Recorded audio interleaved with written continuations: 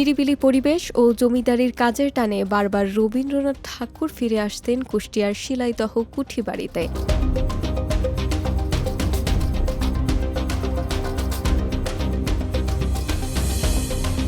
আমি এসেছি দিনাজপুর থেকে। রবীন্দ্রনাথ আমাদের এক উজ্জ্বল নক্ষত্র।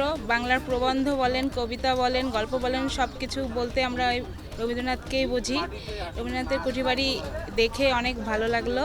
এখানেই কেটেছে তার জীবনের গুরুত্বপূর্ণ সময়। রচিত হয়েছে গীতাঞ্জলি সহ কালজয়ী সাহিত্যকর্ম এবং আমাদের জাতীয় সঙ্গীত।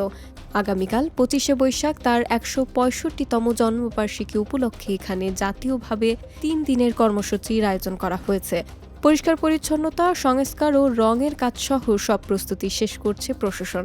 আয়োজন ঘিরে রবীন্দ্রপ্রেমীদের মধ্যে উৎসাহ দেখা গেছে। তারা কুঠিবাড়ির স্মৃতি সংরক্ষণ, অবকাঠামো উন্নয়ন ও আরও জাঁকজমকপূর্ণ আয়োজনের দাবি জানিয়েছেন। পাশাপাশি গবেষণা ভিত্তিক রবীন্দ্র বিশ্ববিদ্যালয় স্থাপনেরও দাবি পুনর্ব্যক্ত করেছেন তারা। আজকে রবি ঠাকুরের একটা স্মৃতিসৌধ জায়গায় এখানে এসেছি। উনি এখানে জমিদারি করেছিলেন, আমরা ইন্ডিয়া থেকে শুনতে পাই, তার জন্য এখানে এসেছে। আসলে এরকম একটা মনোরম পরিবেশ ছাড়া তার এই ধরনের শিল্পকর্ম, তার ছোট গল্প, কবিতা, গান বা অন্যান্য যত সৃষ্টিকর্ম আছে এগুলো সম্ভব হতো না তৈরি করা।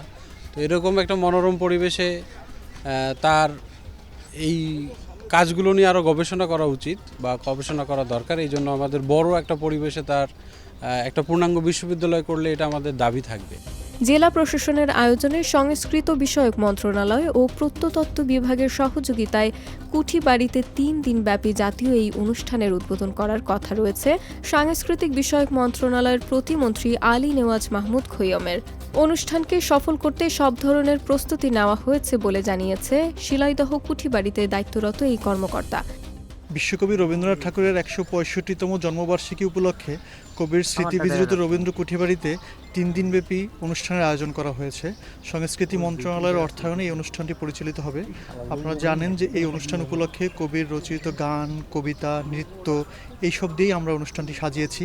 আমরা আশা করি এইবার কুষ্টিয়াবাসী একটি ভিন্নধর্মী অনুষ্ঠান এবং অতীতের যে কোনো সময়ের চেয়ে একটি জাঁকজমকপূর্ণ অনুষ্ঠান এখানে অনুষ্ঠিত হবে।